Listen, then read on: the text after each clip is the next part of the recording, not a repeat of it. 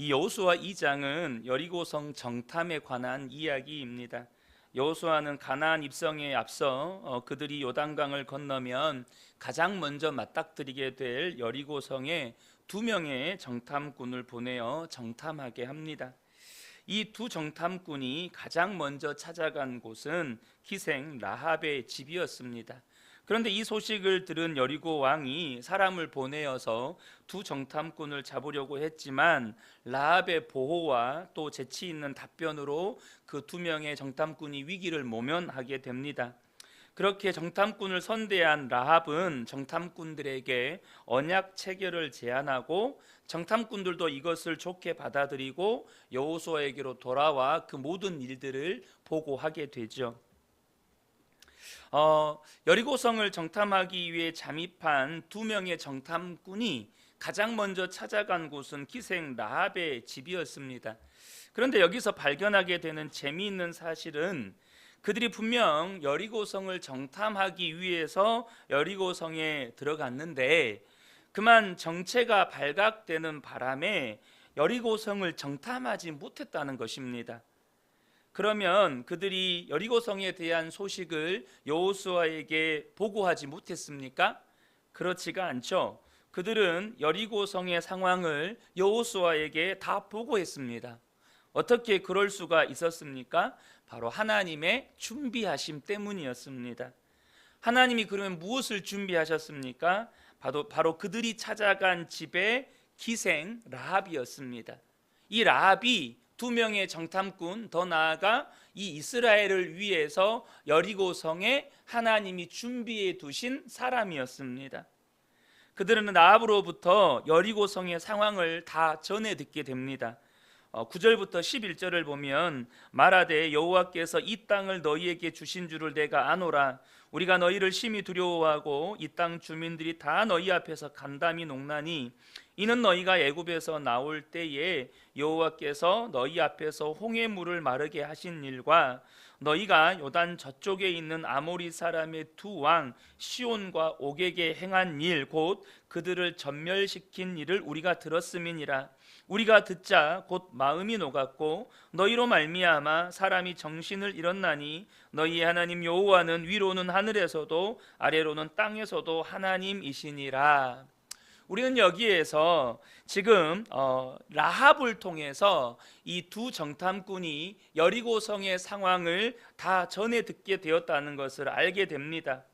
특별히 여리고 사람들은 하나님께서 출애굽과 광야 40년 그리고 요단 동편에서 행하신 역사들을 듣고 간담이 녹아서 두려움에 떨고 있었습니다. 하나님께서 라합의 입을 통해서 여리고 성의 상황을 두 정탐꾼에게 알려주시는 것이었습니다.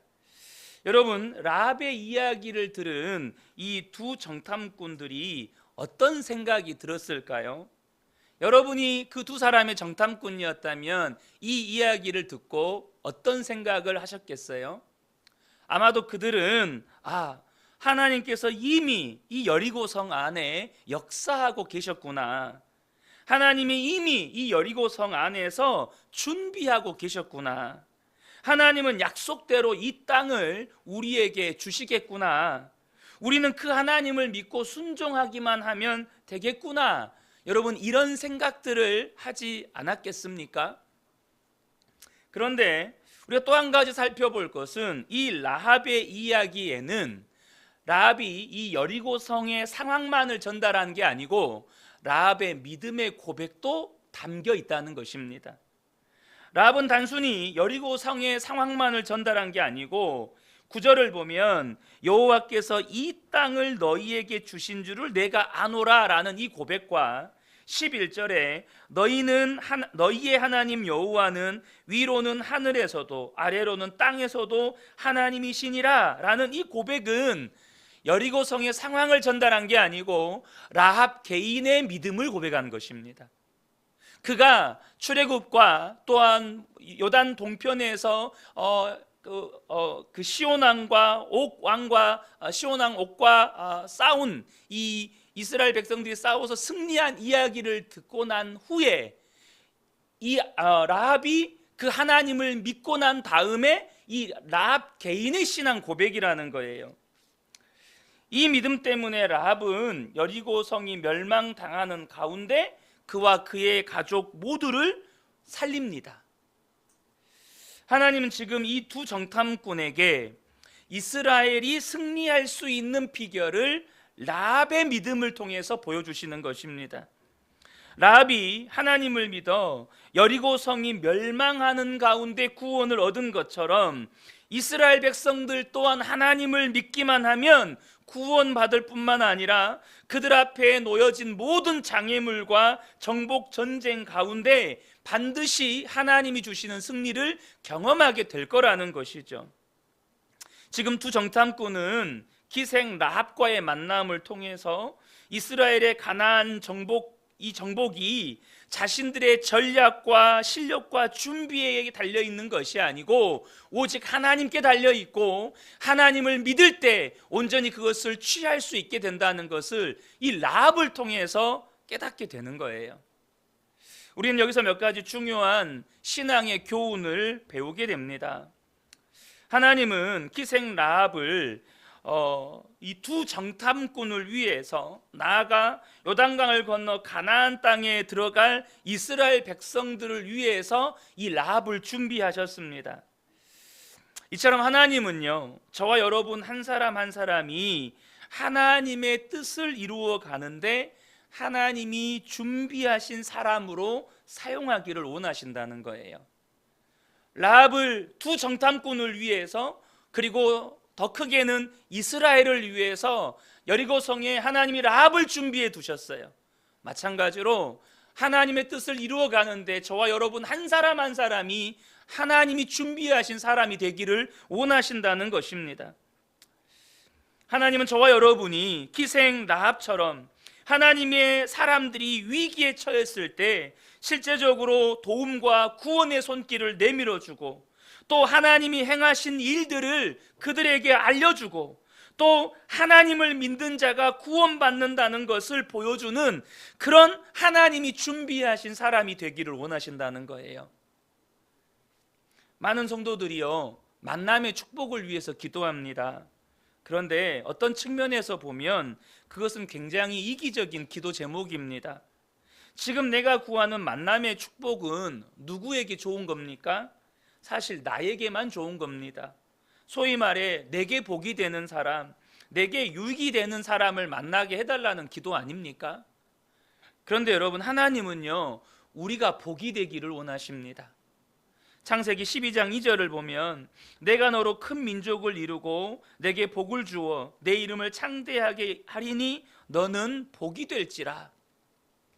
하나님은 우리에게 복이 되라고 하셨지 복을 만나라고 하지 않으셨습니다.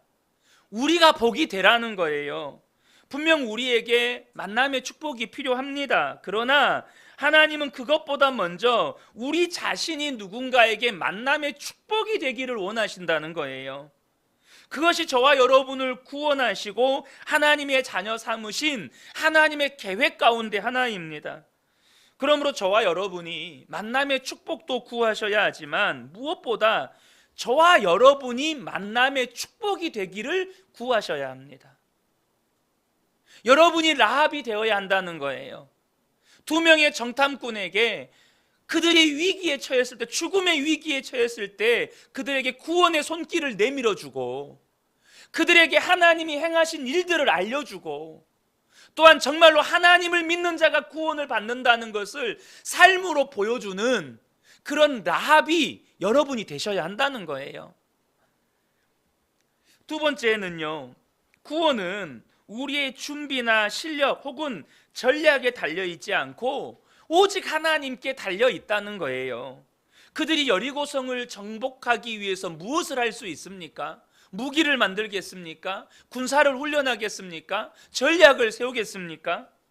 그러므로 여러분, 나의 준비를 믿지 마세요. 나의 실력이나 나의 전략을 믿지 마십시오. 여러분, 오직 하나님만 믿으세요. 준비하지 말라는 말이 절대 아닙니다. 당장 우리 미래 세대들 공부 안 해도 된다 이런 말로 들으시면 절대 안 됩니다. 우리는 주어진 환경 속에서 우리에게 주어진 역할을 최선을 다해서 감당해야 합니다. 그러나 구원은 나의 준비나 실력에 달려 있지 않고 하나님께 달려 있다는 것입니다. 시편 127편 1절을 보면 여호와께서 집을 세우지 아니하시면 세우는 자의 수고가 헛되며 여호와께서 성을 지키지 아니하시면 파수꾼의 깨어 있음이 헛되도다. 그러므로 우리가 해야 할 일은 어떤 처지와 순간에도 하나님을 신뢰하고 하나님을 믿고 하나님의 말씀에 순종하는 것입니다. 나의 준비나 나의 실력을 믿는 사람은요, 아무리 실력이 좋고 아무리 준비를 잘해도요, 또 아무리 전략을 잘 세워도요, 불안하고 초조해집니다. 그 날이 다가오면 그게 시험 날이 됐든 혹은 입사 면접을 보는 날이 됐든 뭐가 됐든지 간에 나의 실력과 나의 준비와 내 어떠한 전략을 믿는 사람은요, 불안하고 초조합니다. 두려움과 염려가 내 마음에 엄습해 와요. 제가 최근에 어떤 영상 하나를 봤는데 어느 미군이 진급 심사를 보기 위해서 정말 열심히 준비하더라고요. 정말 그 미군 무슨 복무규칙 달달달달 외우고요. 어마어마하게 몇 개월 전부터 그 진급 심사 준비를 위해서 엄청 열심히 준비하는 거예요. 그런데 진급 심사를 봤는데 얼마나 긴장을 했던지 심사관들의 질문에 대답을 하다가 자기도 모르게 그만 블랙아웃이 와버렸다는 거예요. 그렇게 열심히 외우고 열심히 준비했는데 너무 긴장해서 기절을 해버렸다는 거예요. 대답하다가. 그럼 사람의 준비가 이렇습니다. 사람의 능력이 이렇고요, 사람의 전략이 이렇습니다. 그러나 하나님을 믿는 사람은 두려움과 염려가 없습니다.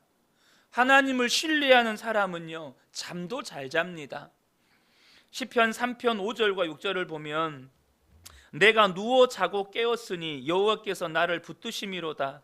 천만인이 나를 애워싸 진친다 하여도 나는 두려워하지 아니하리이다. 여러분, 이 시편, 다윗의 시편이 언제 쓰여진 시편인 줄 아십니까? 압살롬의 반란으로 인해서 예루살렘에서 정말로 급히 도망치고 난 다음에 다윗이 쓴 시입니다. 정말로 수많은 사람들이 그날 밤에 다윗 잡아 죽이겠다고 달려들던 그날 밤을 헤쳐나간 다음에 얼마나 긴장했겠어요? 얼마나 두려웠겠어요? 근데 다윗은요, 누워 자고 깼다는 거예요. 잘 자고 잘 일어났다는 거예요. 왜요? 여호와께서 나를 붙드시니까. 그 말은 하나님이 나를 붙드신다는 것을 신뢰하니까. 천만인이 나를 에워싸도 나는 두려워하지 않을 것입니다 라고 다윗은 고백합니다. 하나님을 신뢰하는 사람, 하나님을 온전히 믿으면 여러분, 천만인이 나를 에워싸도 참 잘 잡니다. 여러분, 우리가 구해야 할 것은 실력이나 전략이 아니라 믿음입니다. 여러분, 믿음을 구하셔야 합니다. 정말 믿음을 구하셔야 돼요. 근데 여기서 한 가지 놓치면 안 되는 것이요, 우리가 하나님께 믿음을 구할 때 하나님은 우리에게 즉각적으로 믿음을 주시는 게 아니라는 것입니다. 그럼 어떻게 우리에게 믿음을 주실까요? 믿음을 발휘해야 하는 상황을 허락하십니다. 믿음을 발휘해야 하는 처지와 형편 혹은 위기와 역경과 고난을 허락하신다는 거예요. 하늘에서 믿음이란 선물을 뚝 떨어뜨려 주시는 게 아니에요. 우리에게 심으신 그 믿음의 씨가 싹이 나고 잎이 나고 꽃이 피고 열매가 맺을 수 있도록 그 믿음을 발휘해야만 하는 그런 상황과 환경으로 우리를 몰아가신다는 겁니다. 여러분, 여러분의 삶에 고난이 있고 문제가 있고 어려움이 있잖아요. 그러면 여러분, 틀림없어요. 여러분, 하나님께 믿음 달라고 기도하셨던 거예요. 하나님께 믿음 달라고 기도하셨잖아요. 그 믿음을 사용하라고 그러한 처지와 형편들을 허락하신 것입니다. 그때 여러분, 정말 여러분의 기도대로 응답하신 하나님 앞에 감사하며 여러분 안에 주신 그 믿음을 사용하시기를 축복합니다. 그러면 우리의 믿음이 알을 깨고 자라나기 시작합니다. 우리의 믿음이 틀을 깨고 자라나기 시작해요. 이 시간에 우리 기도 제목 나누고 함께 기도하기를 원하는데요. 우리 첫 번째 기도 제목 우리 함께 소리내어서 읽겠습니다. 우리가 라합과 같이 하나님의 나라와 뜻을 이루어 가는데 누군가에게 하나님이 준비하신 사람이 되게 하소서. 그리하여 누군가 우리를 통해 하나님이 행하신 일을 듣게 되고 구원과 승리의 비결이 믿음에 있음을 보여주는 사람이 되게 하소서. 만남의 축복을 구하는 인생이 아니라 우리가 만남의 축복이 되게 하소서. 우리 먼저 이 첫 번째 기도 제목 우리 함께 붙잡고 우리 주여 한번 외치고 통성으로 기도하겠습니다. 주여, 하나님 아버지, 우리가 하나님이 준비하신 사람이 되고 싶습니다. 하나님, 여리고성에 정말 아무도 하나님을 믿지 않고 오직 이방 족속들만 있는 줄 알았지만 두 명의 정탐꾼을 위해서 하나님께서 라합을 준비하신 것처럼 하나님 아버지, 우리가 라합과 같이 하나님의 나라와 뜻을 이루어가는데 누군가에게 하나님이 준비하신 사람이 되게 하여 주옵소서. 그리하여 그 누군가가 나를 통하여서 하나님이 행하신 일을 듣게 되고 구원과 승리의 비결이 믿음에 있다는 것을 하나님 나를 통해서 보게 하여 주옵소서. 주님, 우리가 만남의 축복을 구합니다. 그러나 하나님 아버지, 우리가 만남의 축복만을 구하는 인생이 아니라 하나님, 우리가 그렇게 만남의 축복이 되는 인생이 되게 하여 주옵소서.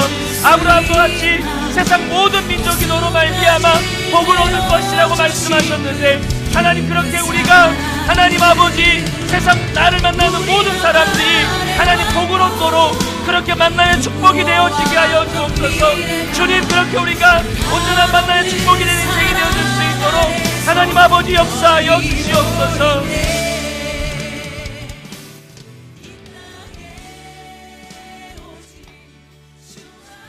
두 번째 기도 제목입니다. 우리 함께 소리내어서 읽겠습니다. 승리와 구원이 우리의 실력이나 준비에 달려있지 않고 오직 하나님께 달려있음을 인정합니다.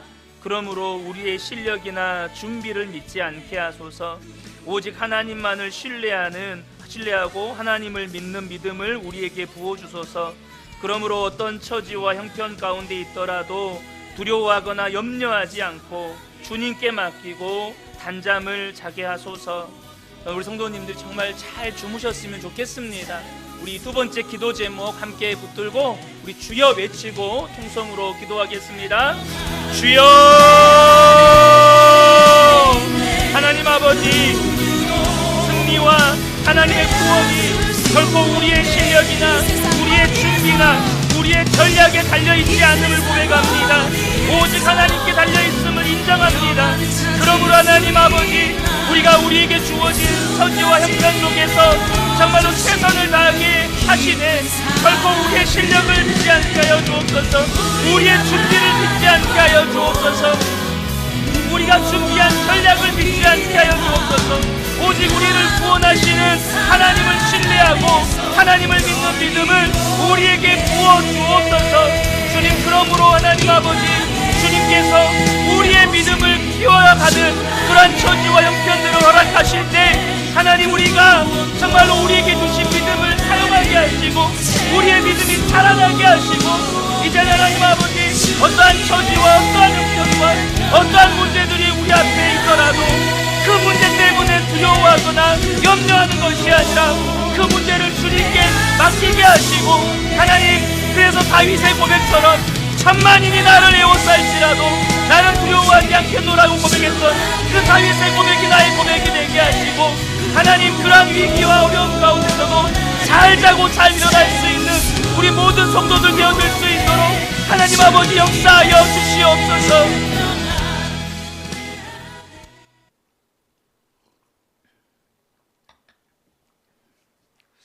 이제 라합은 자기 집에 숨겨둔 두 정탐꾼의 존재를 알고 잡으러 온 왕의 신하들에게 그들이 붙잡히지 않도록 숨겨주고 또 피하도록 도와줍니다. 6절을 보겠습니다. 그가 이미 그들을 이끌고 지붕에 올라가서 그 지붕에 버려놓은 3대에 숨겼더라. 15절 16절입니다. 라합이 그들을 창문에서 줄로 달아내리니 그의 집이 성벽 위에 있으므로 그가 성벽 위에 거주하였음이라. 라합이 그들에게 이르되 두렵건대 뒤쫓는 사람들이 너희와 마주칠까 하노니 너희는 산으로 가서 거기서 사흘 동안 숨어 있다가 뒤쫓는 자들이 돌아간 후에 너희의 길을 갈지니라. 여러분, 이렇게 라합이요, 두 명의 정탐꾼을 잘 숨겨주고 또 왕의 신하들에게 붙잡히지 않도록 그들이 도망칠 수 있게 잘 도와줍니다. 그런데 여러분, 라합은 이렇게 두 명의 정탐꾼을 숨겨주고 그들이 도망칠 수 있도록 돕기 위해서 자신의 목숨을 걸어야 했습니다.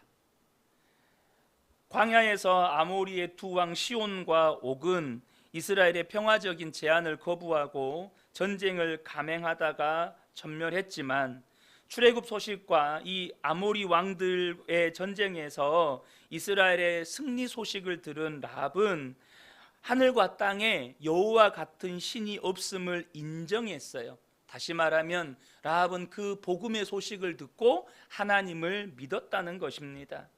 그리고 하나님을 믿은 라합의 선택은 목숨을 걸고 이 두 정탐꾼을 숨겨주고 도망칠 수 있도록 돕는 일이었습니다. 이러한 라합의 모습은 믿음이 무엇인지를 우리에게 정확하게 보여주는 것입니다.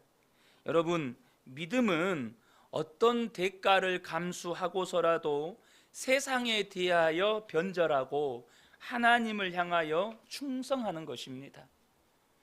세상에 대하여 변절하고 하나님에 대해서 충성하는 것. 사도 바울이 갈라디아서에서 이렇게 말했습니다. 갈라디아서 6장 14절입니다. 그러나 내게는 우리 주 예수 그리스도의 십자가 외에 결코 자랑할 것이 없으니 그리스도로 말미암아 세상이 나를 대하여 십자가에 못 박히고 내가 또한 세상을 대하여 그러하니라. 이게 무슨 말이냐면 다메섹 도상에서 영광 중에 임하신 예수님을 만난 사도 바울, 그분이 하나님이신 것을 깨닫게 되고 또 성령님에 이끌려서 셋째 하늘까지 다녀와서 영원한 하나님 나라의 영광을 보고 또 이 세상의 마지막 때에 되어질 비밀한 일들에 대해서 계시를 받은 사도 바울에게 십자가 외에는 더 이상 자랑이 없었다는 거예요. 그래서 그는 세상이 나를 십자가에 못 박았고 나 또한 세상을 십자가에 못 박았다고 고백합니다. 이 말은 바울에게 세상은 이미 죽어버린 존재예요. 무의미하고 무가치한 존재가 되었다는 것입니다. 반대로 세상에서도 사도 바울은 죽어버린 사람이 되었다는 거예요. 세상에서 사도 바울은 아무짝에도 쓸모없는 사람이 되어버렸다는 것입니다.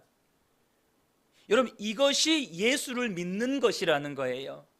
근데 왜 사도 바울은 예수를 그렇게 믿었을까요? 세상을 십자가에 못 박아버리고 세상도 자신을 십자가에 못 박아버린, 세상은 나에게 더 이상 아무런 가치가 없이 되어버리고 오직 그리스도만이 나에게 가장 보배롭고 존귀한 것이 되어버린, 왜 그런 믿음을 가지게 되었을까요? 다른 이유가 없습니다. 그렇게 믿는 것이 예수님을 정상적으로 믿는 거예요. 예수를 믿는다는 건 원래 그렇게 믿는 거예요. 그렇게 믿는 것이 특별하게 믿는 게 아니고, 그렇게 믿는 것이 뭔가 독보적으로 믿는 게 아니고, 그렇게 믿는 것이 정상적으로 믿는 일이라는 것입니다. 진짜 예수를 믿으면, 진짜 예수를 만나면 예수를 그렇게 믿게 된다는 것입니다. 사도 바울에게 있어 예수님은 적당히 믿을 수 있는 분이 아니었습니다. 그가 만난 예수님, 그가 경험한 영원한 하나님의 나라, 그가 경험한 십자가 복음은 세상과 적당히 타협하면서 믿을 수 있는 것이 결코 아니었다는 거예요. 십자가 복음은 결코 세상과 타협이 안 되는 것이었습니다. 자신이 세상에서 가지고 있던 모든 것을 포기하고서라도 반드시 붙잡아야 하는 것이 사도 바울에게 십자가 복음이었습니다. 초대교회의 또 다른 사도인 사도 요한은 이렇게 기록했습니다. 요한일서 2장 15절부터 17절을 보면 이 세상이나 세상에 있는 것들을 사랑하지 말라. 누구든지 세상을 사랑하면 아버지의 사랑이 그 안에 있지 아니하니 이는 세상에 있는 모든 것이 육신의 정욕과 안목의 정욕과 이생의 자랑이니 다 아버지께로부터 온 것이 아니요 세상으로부터 온 것이라.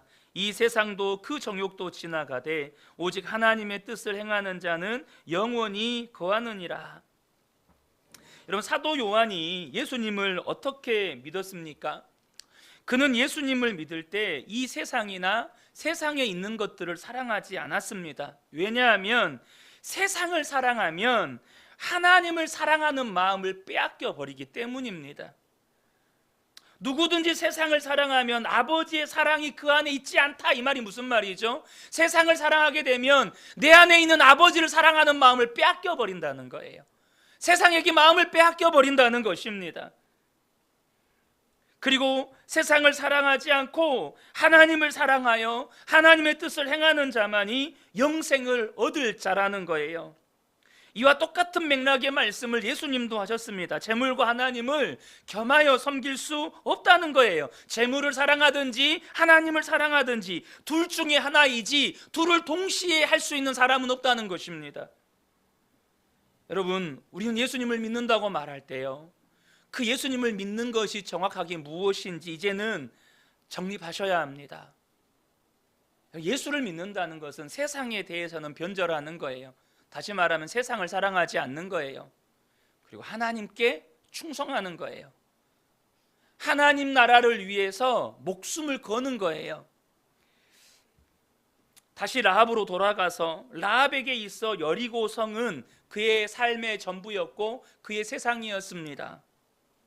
그런데 라합이 그 복음을 듣고 하나님께서 이스라엘 백성들을 출애굽시킬 때 행하신 일과 요단 동편에 있는 이 모압 왕들과의 전쟁에서 하나님이 행하신 그 일을 듣고 그 복음을 듣고, 아, 저분만이 진짜 하나님이다, 나는 그 하나님만을 믿겠다. 여러분, 그렇게 믿는 순간 그에게 세상은 죽어버린 것입니다. 그에게 세상은 신약식으로 이야기하면 십자가에 못 박아버린 것입니다. 여러분, 이것이 믿음입니다. 더 이상 세상에 소망을 두지 않는 것입니다. 더 이상 이 세상의 것을 꿈꾸거나 추구하지 않는 것입니다. 분명 우리는 이 세상 속에 삽니다. 그러나 소망은 하나님께 두는 것입니다. 오직 소망이 있다면 하늘과 땅의 유일하신 하나님께 인정받고 잘했다 칭찬받는 것입니다. 여러분의 소원은 무엇입니까? 여러분의 소망은 무엇입니까? 하늘과 땅의 유일하신 하나님 앞에 잘했다 칭찬받고 인정받으면, 그 하나님께 생명의 면류관 받으면 여러분, 그것으로 전부인 것 아니겠습니까? 이러한 라합의 믿음을 신약식으로 이야기하면 십자가를 지고 주님을 따르는 것입니다. 마태복음 16장 24절을 보면, 이에 예수께서 제자들에게 이르시되 누구든지 나를 따라오려거든 자기를 부인하고 자기 십자가를 지고 나를 따를 것이니라. 사랑하는 성도 여러분, 오늘 우리는 이 라합의 믿음을 통해서 다시 한번 우리의 믿음을 돌아보고 점검하기를 원합니다. 여러분, 믿음은 철저한 자기 부인이 전제되어야 합니다. 나아가 자기 십자가를 지셔야 합니다. 이것은 때로 라합처럼 자기의 목숨을 걸어야 하는 일일 수도 있습니다. 그리고 주님을 따르는 것입니다. 그러므로 예수를 믿는다는 것은 꽃길을 걷는 게 아닙니다. 우리 이제부터 꽃길만 걷자, 여러분, 그것은 천국 가서 하시고요, 이 땅에서 꽃길은 없습니다. 예수를 믿는다는 것은 그 순간부터 철저한 자기 부인의 영적 싸움의 전장에 들어섰다는 말입니다. 끊임없는 자기 부인, 끊임없이 내 생각을 내려놓고 내 계획을 포기하고 내 감정을 부인하고 내 상처를 내려놓고 끊임없는, 예수를 믿는 순간부터 우리는 자기 부인이라는 영적 싸움의 전장 안으로 들어온 거예요. 여러분, 한번 생각해 보세요. 자기 부인이 없이 어떻게 십자가를 지죠? 내 생각이 내려놔지지 않는데 어떻게 십자가를 질 수 있습니까? 내 계획이 포기가 안 되는데 어떻게 십자가를 질 수 있을까요? 내 상처가 내려놔지지 않는데 어떻게 십자가를 질 수 있죠? 여러분, 자기 부인이 없이는 십자가도 질 수 없습니다. 주님 따르는 건 두 번째 문제. 십자가가 안 져져요. 가정에서의 남편의 십자가가 안 져지고 아내의 십자가가 안 져져요. 아버지의 십자가가 안 져지고 어머니의 십자가가 안 져집니다. 교회에서도 마찬가지예요. 자기 부인이 없으면 목사의 십자가가 안 져지는 거예요. 우리 장로님의 십자가가 안 져지는 겁니다. 우리 권사님들의 십자가가 안 져지는 거예요. 여러분, 예수를 믿는다는 건 이 자기 부인의 처절한 영적 전투의 현장으로 들어온 겁니다. 그래서 사도 바울의 고백이 이것입니다. 고린도전서 15장 31절에 형제들아 내가 그리스도 예수 우리 주 안에서 가진 바 너희에 대한 나의 자랑을 두고 단언하노니 나는 날마다 죽노라. 여러분, 사도 바울이 이것을 자랑이라고 말했습니다. 왜 그럴 수 있었을까요? 사도 바울이 날마다 자기를 부인하고 날마다 자기를 십자가에 못 박았기 때문에 고린도 교회를 세울 수 있었습니다. 고린도 교회가 얼마나 문제가 많은 교회였어요. 얼마나 시끄러운 교회였습니까? 세상에서도 일어나지 않을 추악한 음행의 죄까지도 저질러지던 곳이 이 고린도 교회였습니다. 그런데 너희에 대한 나의 자랑은 내가 날마다 죽었기 때문에 너희가 온전한 성도들로 세워져 갈 수 있었다. 내 자랑은 내가 죽는 거다. 내가 죽는 거. 여러분, 여러분에게도 나의 죽음이 자랑되시기를 축복합니다. 내가 죽으면 남편이 삽니다. 내가 죽으면 아내가 살고요. 내가 죽으면 자식들이 삽니다. 목사가 죽으면 성도들이 살아요. 여러분, 순장님이 죽으면 순원들이 삽니다. 여러분, 내가 죽어야 반드시 살아나는 역사가 일어나요. 그래서 저는 우리 근혜교 성도님들 안에 사도 바울처럼 나의 죽음이 자랑되는 은혜가 있으시기를 축복합니다. 내가 죽었더니 우리 남편이 살아났습니다. 내가 죽었더니 우리 아내가 살아났습니다. 내가 죽었더니 우리 자식들이 살았습니다. 내가 죽었더니 우리 성도들이 살았습니다. 여러분, 이것이 성도의 자랑이어야 합니다. 예수 믿는 그리스도인들의 자랑이어야 한다는 거예요. 믿음은요, 날마다 자기 부인의 싸움입니다. 여러분은 지금 예수를 어떻게 믿고 있습니까? 오늘 밤 우리의 믿음이 말씀 앞에서 점검이 되고 정말로 사도 바울의 고백처럼, 그리고 오늘 본문에 나온 이 라합처럼 정말로 온전한 믿음으로 세상을 향하여서는 변절하고 세상에 대해서는 나의 죽음을 선언하고 오직 하나님께 대하여 충성하는 온전한 믿음이 회복되기를 예수님의 이름으로 축복합니다. 우리 오늘 다시 한번 기도 제목 나누고 함께 기도의 자리로 나아가기를 원하는데요. 세 번째 기도 제목입니다. 이 시간에 이 기도 제목 함께 읽고 우리 함께 기도의 자리로 나가겠습니다. 예수를 믿는다고 하면서 여전히 세상과 적당히 타협하면서 세상을 사랑하고 세상을 꿈꾸고 있는 우리의 불신앙을 회개합니다. 또한 예수를 믿는다고 하면서 아직도 자기를 부인하지 못하고 있는 우리의 어리석음을 불쌍히 여겨주소서. 세상을 십자가에 못 박지 못하고 자기를 부인하지 못하면 결코 구원 얻는 믿음이 아닌 것을 깊이 깨닫게 하소서. 여러분, 이 기도 제목은 정말로 말씀 앞에서 우리의 믿음을 냉철하게 점검해보자는 취지에서 이 기도 제목을 여러분 기록한 것입니다. 여러분, 이 말씀, 이 기도 제목 붙잡고 정말 정직하게 우리의 믿음을 점검하면서 하나님 앞에 기도했으면 좋겠습니다. 우리 주여 한번 외치고 통성으로 기도하겠습니다. 주여! 하나님 아버지, 우리는 예수를 믿는 그리스도인입니다. 그럼에도 불구하고 여전히 세상과 적당히 타협하고 또 여전히 우리 마음 안에는 세상을 사랑하고 세상을 꿈꾸고 있는 불신앙들이 꿈틀대고 있습니다. 하나님 아버지, 용서하여 주십시오. 이러한 우리의 위선적인 모습들을 하나님 용서하여 주십시오. 또한 예수를 믿는다고 하면서도 아직도 자기를 부인하지 못하고 있는 우리의 모습을 봅니다. 여전히 세상에 대하여 나를 십자가에 못 박지 못하고 또한 세상에서 나를 십자가에 못 박지 못하는 하나님 아버지, 이런 우리의 어리석음을 하나님 아버지 불쌍히 여겨 주시옵소서. 하나님, 우리가 세상을 십자가에 못 박지 못하고는, 자기를 부인하지 못하고는 결코 그것은 구원 얻는 믿음이 아닌 것을 깊이 깨닫게 하여 주십시오. 이 밤에 하나님 아버지 우리 마음 안에 결단이 일어나게 하여 주십시오. 이제는 정말로 적당히 예수 믿지 않기로, 정말로 적당히 세상과 타협하지 않기로, 정말로 이제 예수님을 온전히 믿기로, 그런 믿음의 결단이 하나님 이 밤에 우리 성도들 안에서 일어나게 하여 주십시오.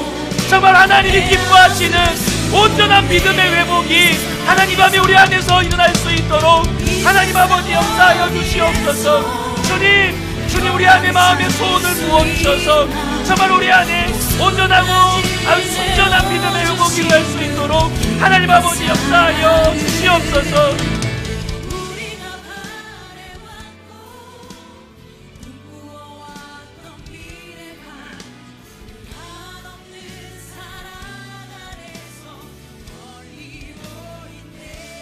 네 번째 기도 제목입니다. 우리 네 번째 기도 제목 한 목소리로 읽고 또 함께 기도의 자리로 나아가겠습니다. 함께 읽겠습니다.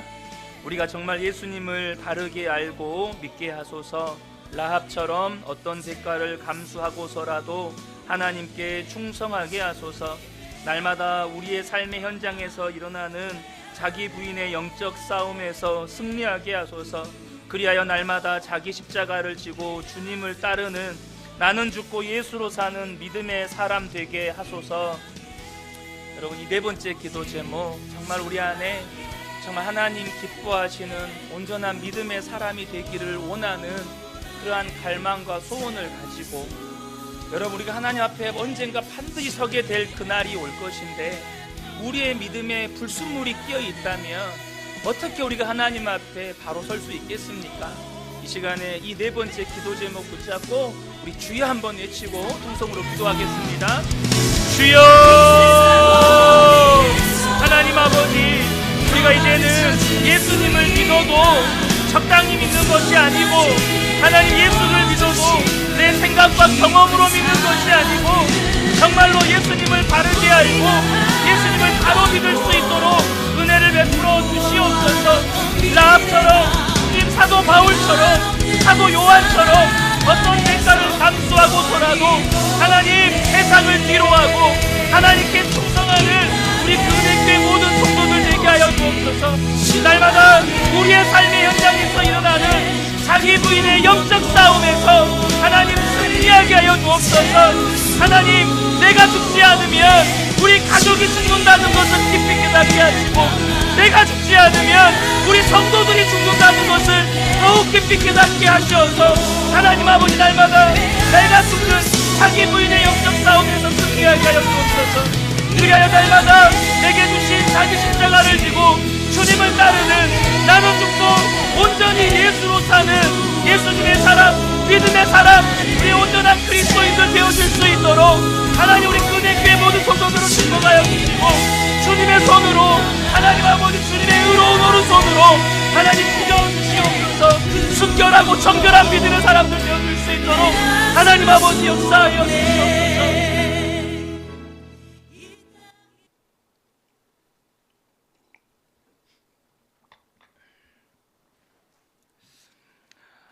라합은 이스라엘의 승리를 예상하고 하나님 편에 섭니다. 그리고 이 여리고성의 함락을 기정사실로 믿었고 그날에 자신이 두 정탐꾼에게 베푼 선행을 기억하여서 자신과 자신의 가족들을 선대해 달라고 이 두 정탐꾼에게 요청을 합니다. 12절 13절입니다. 그러므로 이제 청하노니 내가 너희를 선대하였은즉 너희도 내 아버지 집을 선대하도록 여호와로 내게 맹세하고 내게 증표를 내라. 그리고 나의 부모와 나의 남녀 형제와 그들에게 속한 모든 사람을 살려주어 우리 목숨을 죽음에서 건져내라. 이렇게 이 두 정탐꾼에게 요청을 하죠.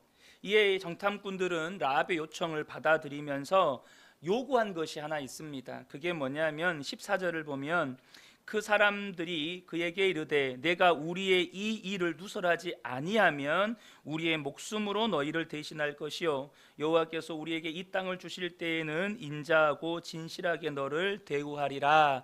이렇게 라합에게 한 가지 요청을 합니다. 뭐냐면 이스라엘의 여리고 공격 계획을 다른 사람들에게 누설하지 말라는 것입니다. 반드시 비밀을 지키라는 거예요.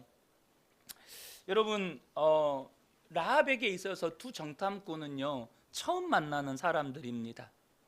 그러니까 어떻게 보면 이 사람들이 돌아가면 그 약속을 지킬지 안 지킬지도 모르고 뭐 믿을 만한 사람인지 아닌지도 잘 몰라요. 무엇보다도 이스라엘은 아직 요단강을 건너지도 않았습니다. 그리고 우리가 앞으로도 계속 나누겠지만 요단강을 건너더라도 바로 여리고를 공격해 들어가지 않습니다. 그 말은 여리고가 함락되기까지 아직 많은 시간이 남아 있다는 뜻이고, 그 말은 또한 그때까지 라합은 이 비밀을 지켜야 한다는 뜻이기도 합니다. 그러니까 이 여리고 성이 멸망할 때까지, 여리고 성이 함락할 때까지, 반대로 이야기하면 이미 이제 라합은 하나님을 믿는 하나님의 백성이 되었으니까 하나님이 세상을 심판하시고 하나님의 나라를 이루실 때까지, 하나님의 군대가 승리할 때까지 라합은 믿음을 지켜야 한다는 거예요. 비밀을 지키면서 믿음을 지켜야 한다는 것입니다. 여리고가 이스라엘의 공격을 받아 함락될 때까지 이 라합은 정탐꾼들과 맺은 약속을 신실하게 지켜가야 한다는 것입니다. 라합이 정탐꾼을 돌려보낸 후에 그는 이스라엘이 여리고를 공격해 오기까지 그는 여리고라는 삶의 현장에서 살아야 합니다. 그런데 이 라합의 직업이 뭡니까? 라합의 직업은 기생입니다. 그러니까 가장 천시받던 하층민이라는 거예요. 무엇보다 여리고성은 하나님을 믿는 사람이 단 한 사람도 없는 그 땅에서 가장 천시받는 하층민으로 살아야 한다는 거예요. 하나님을 믿는 사람이 아무도 없는 현장에서 무엇보다도 하나님께서 이 여리고를 심판할 때까지 그는 믿음을 지켜야 했다는 것입니다. 다시 한번 이러한 라합의 모습은 우리에게 믿음의 속성을 가르쳐 주고 있습니다. 여러분, 믿음이라고 하는 것은 한 번 믿는 것으로 끝나는 것이 아닙니다. 믿음은 계속 믿어야 합니다. 날마다 믿어야 합니다. 모든 순간마다 믿어야 합니다. 예수 그리스도를 구주로 영접한 이후로부터 우리에게 주어진 과제라고 한다면 모든 순간, 모든 상황, 모든 문제 앞에서 예수님을 믿어야 한다는 것입니다. 그것도 끊임없는 영적 전쟁의 싸움의 현장에서, 영적 싸움의 현장에서 우리는 예수님을 포기하지 않고 믿어야 한다는 거예요.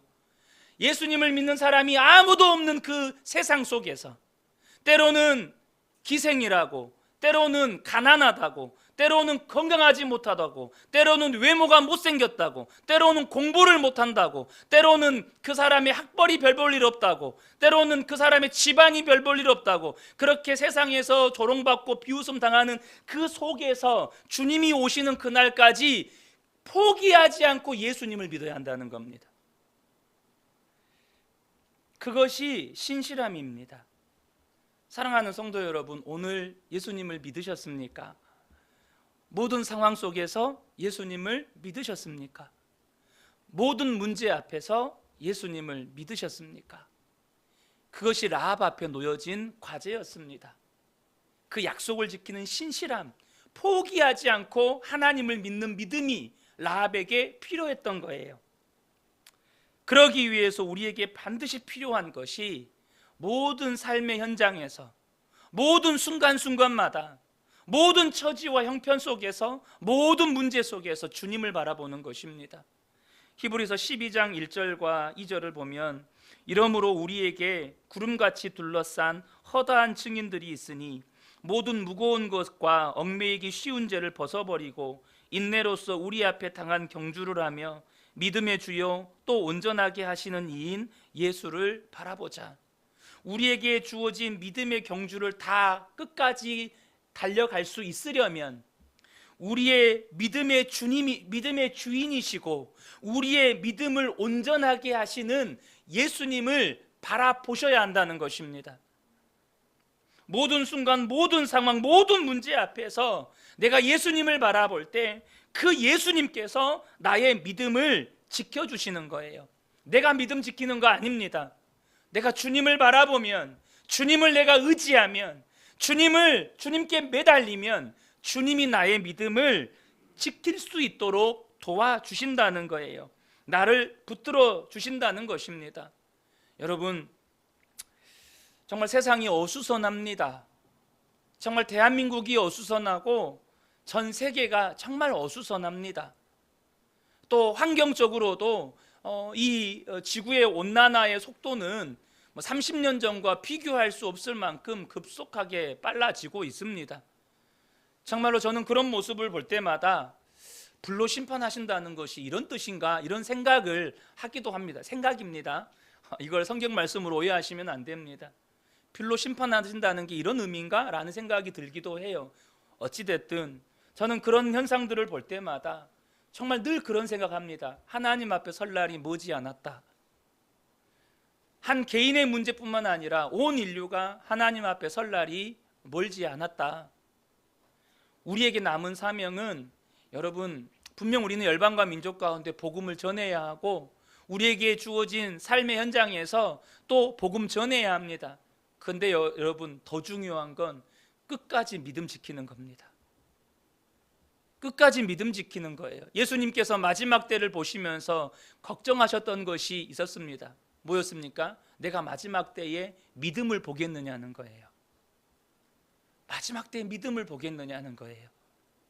그래서 전 두렵습니다.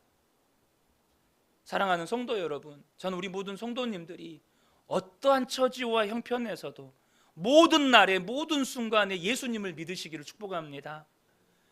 여러분의 믿음을 끝까지 지켜가셔야 합니다.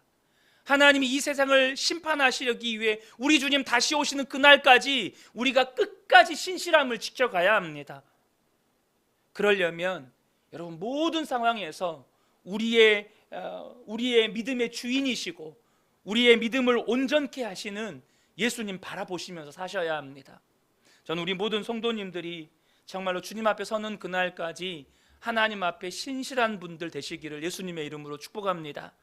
다시 한번 우리 기도의 자리로 나아가기를 원하는데요, 5번째 기도 제목입니다. 우리 이 기도 제목 함께 읽고 함께 기도 자리 나가겠습니다. 하나님 앞에서 신실한 성도가 되게 하소서. 내가 과거에 한 번 은혜 받고 예수 믿은 것으로 만족하지 않고 바로 지금 모든 순간, 모든 상황, 모든 문제 앞에서 예수님을 바라보게 하시고 믿음을 지키도록 도우시는 주님을 경험하게 하셔서 끝까지 믿음을 지키는 신실한 성도가 되게 하소서. 우리 5번째 기도 제목 붙들고 우리 주여 한번 외치고 통성으로 기도하겠습니다. 주여, 하나님 아버지, 정말로 우리 모두가 하나님 앞에서 신실한 성도가 되기를 원합니다. 분명히 주님께서 과거에 언젠가 우리를 만나주셨고 그때의 구원의 감격과 기쁨이 있지만 하나님, 그때 경험했던 은혜, 그때 내가 예수 믿었던 과거의 경험에 우리가 만족하지 않게 하여 주옵소서. 바로 지금 모든 순간, 모든 상황, 모든 문제 앞에서 하나님, 우리 모든 성도들이 예수님 바라보게 하여 주시고 우리의 믿음을 지키도록 도우시는, 우리의 믿음을 온전하게 하시는 주님을 경험하게 하셔서 우리가 주님 앞에 서는 그날까지, 우리 주님 다시 오시는 그날까지 믿음을 지켜가는 신실한 성도들 되어줄 수 있도록 하나님 아버지 역사하여 주시옵소서. 우리의 믿음 없음을 불쌍히 여겨주시고 날마다 믿음의 선한 싸움을 해갈 때 하나님, 우리의 믿음이 더욱더 온전하여져 가는 하나님 아버지, 우리 은혜교회 모든 성도들 되어줄 수 있도록 아버지 하나님 역사하여 주시옵소서.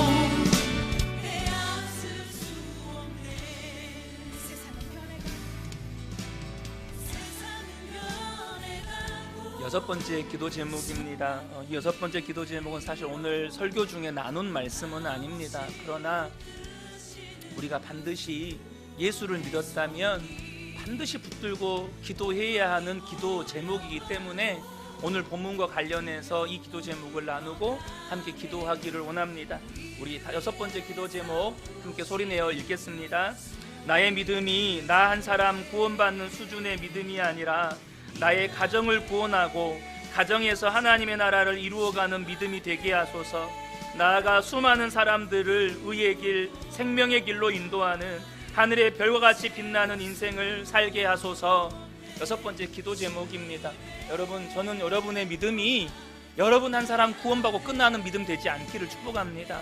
정말로 나의 믿음 때문에 구원받는 누군가가 있어야 합니다. 우리가 주님 나라 가는 그날에 천국문 앞에서 저와 여러분을 환영해주는 누군가는 내가 당신 때문에 예수를 믿었습니다, 내가 당신 때문에 하나님 나라에 이렇게 들어왔습니다라고 우리에게 고맙다고 말해주는 사람이 있으셔야 합니다. 우리의 믿음의 수준이 그렇게 되어야 합니다. 우리가 이 시간 이 6번째 기도 제목 붙들고 우리 함께 통성으로 주여 외치고 기도합니다. 주여, 하나님, 우리의 믿음, 나의 믿음이 나 한 사람 구원받는 수준의 믿음 되지 않게 하여 주옵소서. 먼저는 나의 가정을 구원하는 믿음 되게 하여 주옵소서. 주 예수를 믿으라, 그리하면 너와 내 집이 구원을 받으리라고 말씀하신 하나님 아버지, 정말로 우리의 믿음이 나 한 사람 예수 믿고 고작 구원받는, 그것도 부끄러운 구원받는 그런 어린아이 같은 수준의 믿음 되지 않게 하시고, 정말로 우리의 가정을 구원하고 하나님 가정에서 하나님의 나라를 이루어가는 그런 믿음 되게 하여 주옵소서. 내가 살아가는 수많은 삶의 현장, 나의 일터와 또한 아버지 내가 만나는 수많은 인간관계 속에서 그 만나는 수많은 사람들을 의의 길로, 생명의 길로 인도하는 정말로 하늘의 별과 같이 빛나는 하나님께 정말로 칭찬받는 그런 국민들이 살아갈 수 있도록 하나님 우리의 믿음을 하나님 연단하여 주시고 우리의 믿음을 정금과 같이 빚어주시옵소서. 정말 우리가 주님 나라에 들어가는 그날에 정말로 우리를 환영하는 그 수많은 인파들 가운데 나로 말미암아 예수 믿고 구원받은, 나에게 고맙다고 하나님 아버지 감사해하는 그런 수많은 영혼들이 있도록 하나님 우리의 믿음이 정말로 열방과 민족을 구원하는 믿음 되어줄 수 있도록 하나님 아버지 역사하여 주시옵소서.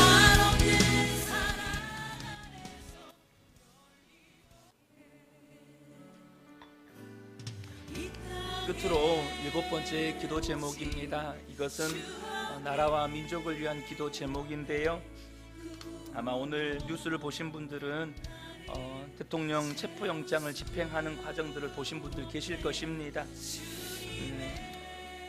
이 시간 이 기도는 무엇이 옳고 그름을 가르자는 기도가 절대 아닙니다. 정말로 나라와 민족을 위한 그런 기도입니다. 이 시간 이 기도 제목 붙잡고 우리 함께 기도하고, 또 여러분의 마음 가운데 더 이 대한민국을 위해서 하나님께서 주시는 마음들이 있다면 정말 위정자들을 위해서, 또 상처 입은 대한민국의 어떤 국민들의 심령들을 위해서 여러분들이 기도해 주시면 좋겠습니다. 우리 기도 제목 함께 읽겠습니다. 대통령 체포영장이 발부된 지금의 대한민국의 상황을 주님께 올려드립니다. 무엇보다 정치적 진영 간에 서로 미워하고 증오하여 국민들을 분열시키는 어둠의 권세를 예수님의 이름으로 대적합니다. 작금의 사태로 상처받은 국민들의 마음을 위로하여 주시고 십자가 복음으로 하나가 되는 대한민국이 되게 하소서. 여러분, 이 나라와 민족을 위한 이 기도 제목 붙잡고 정말로 교회가 정치적 진영의 논리로 접근하는 것이 아니라 복음으로 정말로 하나님의 마음으로 이 대한민국을 품고 우리가 기도하고 섬겨야 할 줄로 믿습니다. 또 여러분 마음 가운데 주시는 마음의 소원들과 또 새해 주시는 기도 제목들을 붙잡고 그런 마음껏 기도하시다가 여러분 자유롭게 돌아가시면 좋겠습니다. 우리 주여 한번 외치고 통성으로 기도하겠습니다. 주여,